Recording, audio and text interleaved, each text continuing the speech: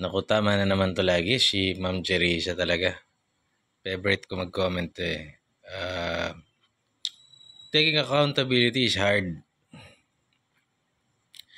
That is why nakita mo yung mga politiko pagka sumablay, laging may dahilan para manisi when it comes to politics, 'no.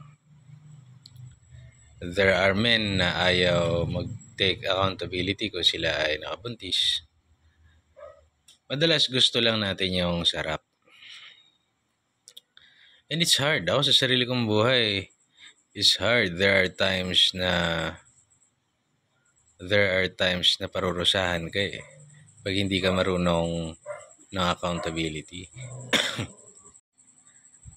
There are times na kakalabitin ka ng tadhana at mapipilitan ka na kailangan mo maging accountable for your actions. Meron lang akong maliit na kwento sa inyo ngayon. Meron akong kinuhang border doon sa akin. Ito mga border na 'to, ang pinakisuyo ko lang sila sa kanila, huwag kayong magdala ng gulo rito. Unfortunately, di nila nasunod. So, the consequences is mapapaalis sila, mahihirapan sila. Kasi mahirap humanap ng matitirahan. Ako, may consequence din yun sa akin. Kailangan ko ng pera, eh. But, I'm willing to take the loss. Kasi nagkamali ako. Nakuhanin sila or nagkamali sila. I am accountable dahil ako yung nagpaupa sa kanila. So, kasama doon, nung na-trouble sila, na-trouble din ako because pumunta sa bahay ko yung mga kaaway nila. So, nag-rumble sa lugar. Thankfully, may mga tumulong naman sa atin ng mga tao mag-awat. Pero I was also scared. Tsaka yung ibang mga kasama natin sa bahay. So, but I have to take accountability. Hindi ko pwedeng, wala akong matuturuan na, wala akong maituturo na, tulungan mo nga ako pare, saluhin mo. No, it's your house. You have to be accountable. Nasa sa bakuran mo sila, you have to be accountable. So, I tried na lang na to de-escalate. Kahit na nagbabatuhan na doon, may kutsilyo, may baril, you have to be accountable.